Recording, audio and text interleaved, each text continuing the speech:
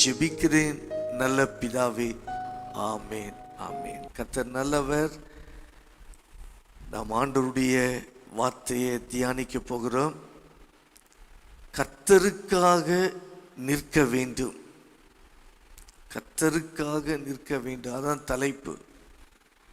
இன்றைக்கு நம்ம தியானிக்க இருக்கிற தெய்வ செய்தியினுடைய தலைப்பு, கர்த்தருக்காக நம்ம என்ன செய்யணும்?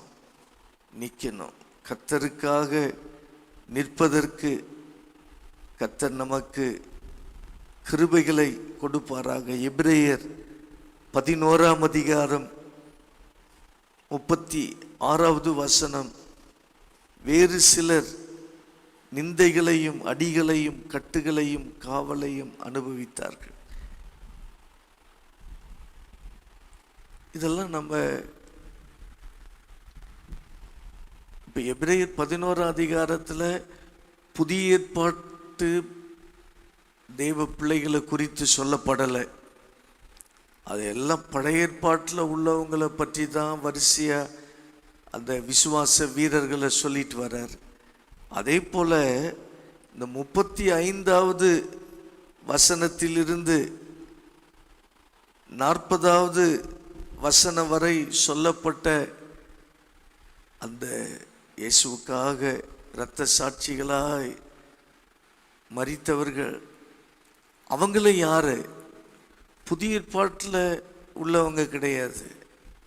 அதுவும் பழைய ஏற்பாட்டில் வாழ்ந்தவங்களை பற்றி தான் சொல்லப்பட்டிருக்கிறது. பழைய ஏற்பாட்டு பரிசுத்தவான்களை பற்றி தான் சொல்லப்பட்டிருக்கிறது. அப்போ இந்த எபிரேயர் 11ஆம் அதிகாரம் 36வது அந்த வசனத்திற்கு சாட்சியாக பழைய ஏற்பாட்டில் சில உதாரணங்களை நம்ம பார்க்க போகிறோம். 2 நாளாகமும் 36ஆம் அதிகாரம், 2 நாளாகமும் 36ஆம் அதிகாரம் 14வது வசனம். அதை நீங்கள் பார்ப்பீங்கன்னா, ஆசாரியரில் பிரதானமானவர்கள் யாவரும் ஜனங்களும் கூடி புறஜாதிகளுடைய சகல அருவருப்புகளின்படி மிகவும் துரோகம் பண்ணினார்கள். ஜனங்களும் துரோகம் பண்ணுறாங்க, ஆசாரியர்களும் துரோகம் பண்ணுறாங்க. ஆலயத்தை அவங்கெல்லாம் என்ன செய்கிறாங்க? தீட்டுப்படுத்துகிறார்கள், அசுசிப்படுத்துகிறார்கள். அப்போ 15வது வசனத்தில் 2 நாளாகமும் 36:15 கடைசியில் தம்முடைய ஸ்தானாதிபதிகளை அவர் என்ன செய்கிறார்? ஏற்படுத்தி அனுப்புகிறார். அந்த ஸ்தானாதிபதிகள் போய் இப்படிலாம் பண்ணாதீங்க, ஆசாரியர்களுக்கும் ஜனங்களுக்கும் கர்த்தருக்கு விரோதமான காரியங்களை பண்ணாதீங்கன்னு அவர்கள் சொன்ன பொழுது 16வது வசனத்தில் தேவனுடைய ஸ்தானாதிபதிகளை பரியாசம் பண்ணி அவருடைய வார்த்தைகளை அசட்டை செய்து, யாருடைய வார்த்தை? தேவனுடைய வார்த்தை. ஸ்தானாதிபதிகளை அல்ல, தேவனை அசட்டை செய்து அவருடைய தீர்க்கதரிசிகளை நிந்தித்தபடியால். அப்போ ஆண்டவர் வார்த்தையை சொல்றாங்க, அங்கு பரியாசம் பண்ணப்படுகிறார்கள், நிந்திக்கப்படுகிறார்கள், அவமதிக்கப்படுகிறார்கள்.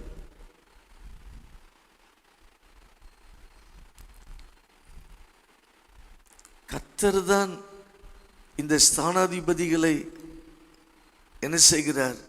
அவர் அனுப்புகிறார். இந்த ஸ்தானாதிபதிகள் என்ன நினைக்கிறாங்க? யார் என்ன நினைத்தாலும் பரவாயில்ல, யார் என்ன கேலி கிண்டல் செய்தாலும் பரவாயில்ல, நாங்கள் தேவனுடைய வார்த்தையை பேசுவோம். இன்னைக்கு தலைப்பு என்ன? கர்த்தருக்காக நிற்கணும். விசுவாசம் உள்ள தேவ பிள்ளைகள் கர்த்தருக்காக நிற்கணும். பாருங்க, இந்த ஸ்தானாதிபதிகள் கர்த்தருக்காக நிற்கிறாங்க. நாங்கள் கர்த்தருடைய வார்த்தையை தான் பேசுவோம். கர்த்தருக்காக விசுவாசத்தினாலே அவர்கள் உறுதியாய் நிற்கிறதை பார்க்கிறோம். நிந்தை வந்தாலும் அவமானம் வந்தாலும் கர்த்தருக்காக நிற்போம். நம்ம வாழ்க்கையும் அப்படித்தான் இருக்க வேண்டும்.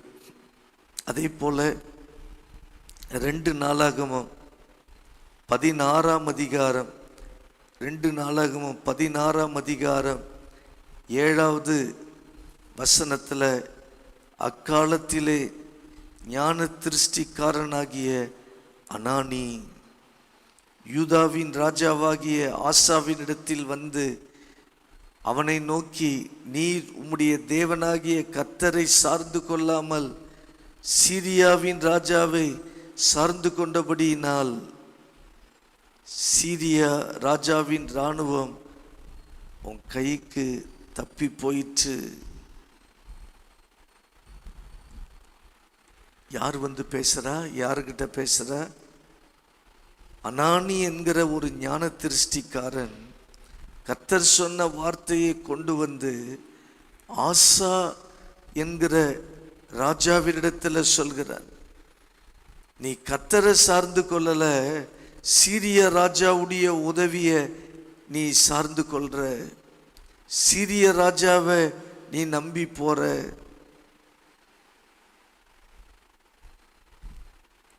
உனக்கு விரோதமாய் யுத்தம் வரும். நீ கர்த்தருடைய உதவியை தேடல, இன்னொரு ராஜாவுடைய உதவியை தேடி போகிறாய்.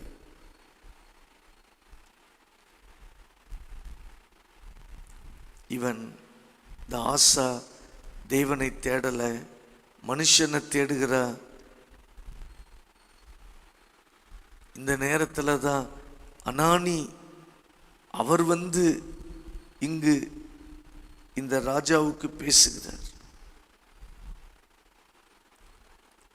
8வது வசனம் கடைசியில, நீர் கர்த்தரை சார்ந்து கொண்டு போ, கர்த்தரை சார்ந்து கொண்டு போவதே எனில் அவர்களை உம்முடைய கையில் ஒப்பு கொடுத்தாரே. கர்த்தரை சார்ந்து கொள்ளும்படி அந்த ஞான திருஷ்டிக்காரன் சொல்கிறான். அது மட்டுமல்ல, 9வது அந்த வசனத்தின் கடைசி பகுதியில், மதி இல்லாதவராய் இருந்தீர், அதனால உமக்கு யுத்தங்கள் நடக்கும்.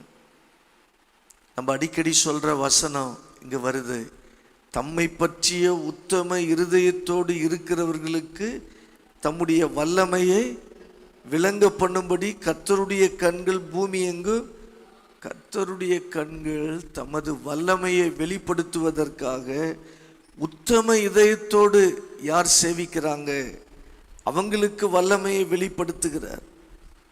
இதை சொல்லிட்டு அந்த அனானி, நீ மதி இல்லாதவராய் நடந்தீர், உமக்கு யுத்தங்கள் நடக்குன்னு அந்த ஞான திருஷ்டிக்காரன் இதை அவன் ராஜாவுக்கு சொல்கிறான். கர்த்தருக்காக உறுதியாய் நின்று இவன் ஆண்டவருடைய வார்த்தையை சொல்கிறான். விசுவாசத்துக்காக அவன் உறுதியாய் நிற்கிறான். 10வது வசனம் சொல்லுது, அதை நிமித்தம் ஆசா ஞான திருஷ்டிக்காரன் மேல் சினந்து கடும் கோபம் கொண்டு அவனை காவல் அறையிலே வைத்தான். இப்போ நம்ம என்ன தியானிக்கிறோம் தெரியுங்களா? விசுவாச வாழ்க்கை என்பது தேவனுக்காக உறுதியாய் நிற்பது. ஆண்டவர் சொல்கிற வார்த்தைகளை போய் தைரியமா சொல்லுவது. அதன் நிமித்தம் நம்மை பரியாசம் பண்ணாலும் சரி, நம்மை அடித்தாலும் சரி, கர்த்தருக்காக நின்று கர்த்தருடைய வார்த்தையை சொல்லுவது. இப்போ இந்த அனானிய காவலறையில் போட்டான் என்று கோபம் கொண்டு காவலறையில் வைத்தான், கொடூரமாய் நடப்பித்தான். காவலறையில் போட்டது மட்டுமல்ல, அப்ப தேவனுக்காக விசுவாசமாய் வாழ்ந்தவர்கள், தேவனுக்காக உறுதியாய் நின்றவர்கள் இப்படியெல்லாம் துன்பங்கள் அனுபவித்திருக்கிறாங்க. துன்பங்கள் மத்தியில நம்ம என்ன செய்யணும்? கர்த்தருக்காக நிற்கணும், விசுவாசத்திற்காக நிற்கணும். கர்த்தர் என்ன சொல்றாரோ அதை போய் யாருக்கிட்ட சொல்றாரோ தைரியமாய் சொல்லணும். அதே போல எரேமியா 38:4, எரேமியா 38ஆம் அதிகாரம் 4வது அந்த வசனத்தை பார்க்கும் பொழுது, அந்த பிரபுக்கள் ராஜாவை நோக்கி, இந்த மனுஷன் கொல்லப்பட உத்தரவாக வேண்டும். எந்த மனுஷன்? எரேமியா தீர்க்கதரிசி. எரேமியா தீர்க்கதரிசியை கொல்ல வேண்டும் என்று சொல்கிறார்கள். ஏனென்றால் கர்த்தருடைய வார்த்தையை தெளிவா சொல்கிறார்.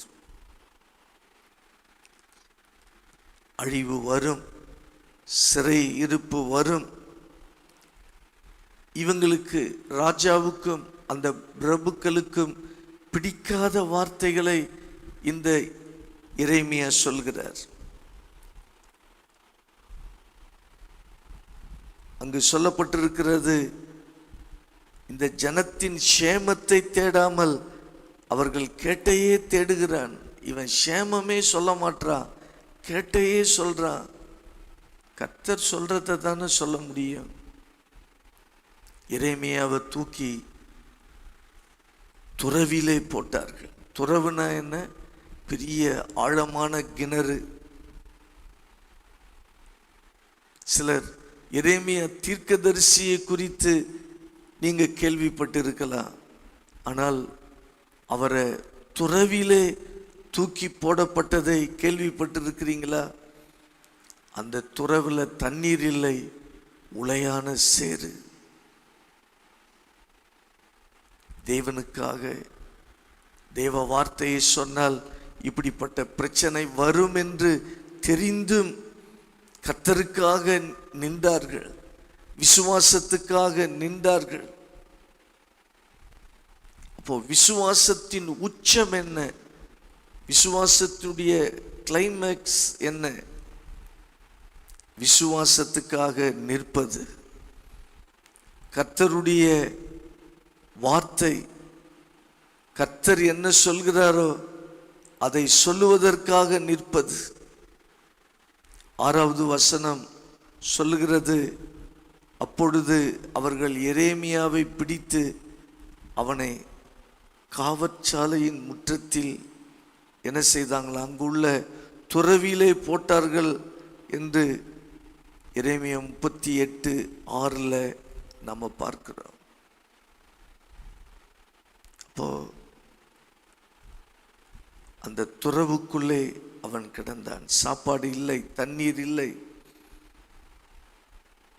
எதற்கு இப்படிப்பட்ட சூழ்நிலை? அவன் என்ன தவறு செய்தான்? அவன் எந்த தவறும் செய்யல, கர்த்தருக்காக நின்றான். கர்த்தருடைய வார்த்தைய ராஜாவுக்கு சொல்கிறான், இப்படித்தான் நடக்கும். சேமத்தை சொல்லல, அவன் சொன்னது அழிவை குறித்து சொல்கிறான். ஏன்னா ஆண்டவர் அழிவை குறித்து சொல்கிறார். அப்ப அழிவை குறித்து சொன்னா பிரச்சனை வரும்னு நல்லா தெரியும். ஆனா கர்த்தருக்காக நின்றார்கள்.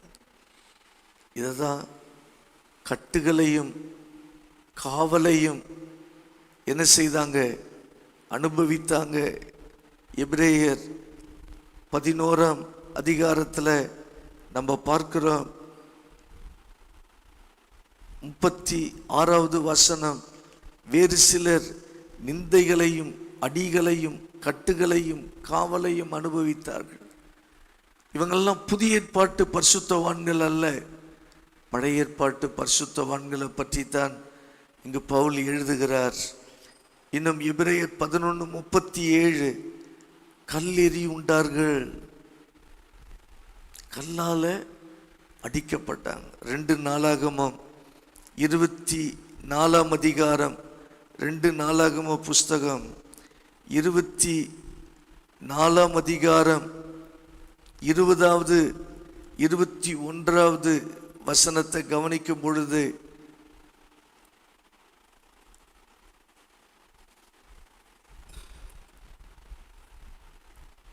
அப்பொழுது தேவனுடைய ஆவி, 2 நாளாகமம் 24:20, அப்பொழுது தேவனுடைய ஆவி ஆசாரியனாகிய யோய்தாவின் குமாரனான சகரியாவின் மேல் இறங்கினதினால் அவன் ஜனத்திற்கு எதிரே நின்று, நீங்கள் கர்த்தருடைய கற்பனைகளை மீறுகிறது என்ன?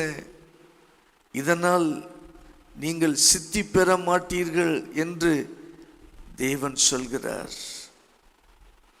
நீங்கள் கர்த்தரை விட்டுவிட்டதினால் அவர் உங்களை கைவிடுவார். உறுதியா ஆண்டவர் வார்த்தையை சொல்றாங்க. இதனால என்ன நடந்தது? 21வது வசனத்தின் கடைசியில அவனை கல்லெறிந்து என்ன செய்தாங்களா? கொண்டார்கள். இது உங்களுக்கு நடக்காது, சித்தி பெறாது, நீங்க தவறு செய்றீங்க. இந்த சகரியா என்பவன் தெளிவாய் சொல்கிறான். அவனுக்கு தெரியும், இப்படிலாம் சொன்னா நம்மளை கல்லெறிவார்கள். இதெல்லாம் தெரிந்துதான் ஆண்டவருக்காக உறுதியாய் நின்றார்கள். இந்த காலை நேரத்தில் கர்த்தருக்காக நிற்பதற்கு எத்தனை பேர் உங்களை ஒப்பு கொடுக்க போகிறீர்கள்? இதுதான் விசுவாசத்தின் உச்சம். விசுவாசத்தினுடைய உச்சக்கட்ட விசுவாசம் என்ன? கர்த்தருக்காக இப்படிப்பட்ட பாடுகள், துன்பங்கள் அனுபவிப்பது. இதுதான் விசுவாசத்தின் ஆழம். இப்படிப்பட்ட ஆழமான வாழ்க்கைக்குள்ள வரும்படி கர்த்தர் அழைக்கிறார். ஒருவேளை இன்னைக்கு நமக்கு இந்த பிரச்சனைலாம் இல்லை, அப்படி பிரச்சனையின் சூழ்நிலைகள் வந்தாலும் கர்த்தருக்காக நிற்க ரெடியா இருக்கணும். இப்படிலாம் பாடுகள், துன்பங்கள் அனுபவித்தாங்கன்னா அவங்களுக்கு தேவன் மேல உறவு இருந்துச்சு, தேவனோடு உள்ள உறவில் வாழ்ந்தார்கள்.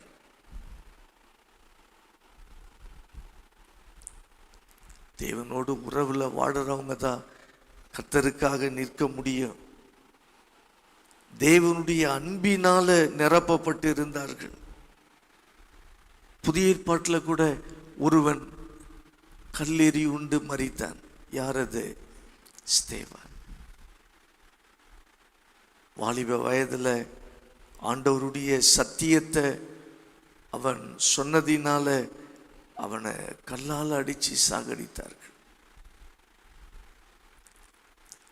நம்ம ஆண்டவருக்காக சில நேரங்கள்ல சில துன்பங்கள், பாடுகள், இதெல்லாம் நம்ம ஏற்றுக்கொள்வதற்கு, அனுபவிப்பதற்கு நம்மை ஒப்பு கொடுக்க வேண்டும். அதான் விசுவாசத்துல நிற்பது, கர்த்தருக்காக நிற்பது. கர்த்தருக்காக நிற்கணும். கர்த்தர் என்ன சொல்றாரோ அதை சொல்லணும். இதை சொன்ன பிரச்சனை தான் வரும், ஆனாலும் சொல்லணும். அப்படி இருக்கணும்.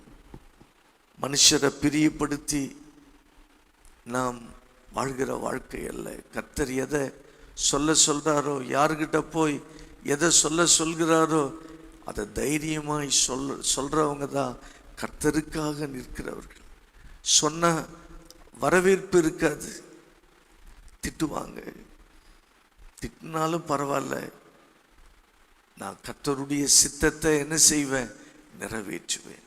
நல்ல இந்த நாட்களில் கர்த்தருக்காக நிற்கிறவர்களாய் நாம் மாறணும். யார் நிற்பார்கள்? தேவனோடு உள்ள உறவில் வாழ்கிறவர்கள், தேவனுடைய அன்பில் நிறைந்திருக்கிறவர்கள். கர்த்தர் நம்மை அப்படி நிரப்பும்படி நம்ம ஜெபம் பண்ணுவோம். நல்ல ஆண்டவரே, விசுவாச வாழ்க்கை என்பது ஏதோ நாங்கள் விசுவாசமாய் ஜெபம் பண்ணி சில காரியங்களை பெற்றுக்கொள்வது அல்ல. விசுவாசத்தினாலே வாக்குத்தத்தங்களை பெற்றோம். விசுவாசத்தினாலே வியாதி சுகமானது. இதல்ல. விசுவாசத்தின் உச்சக்கட்டத்தில் நாங்கள் வாழ்வதற்கு உதவி செய்யுங்கப்பா. நீங்க சொல்வதை சொல்லணும் ஆண்டவரே.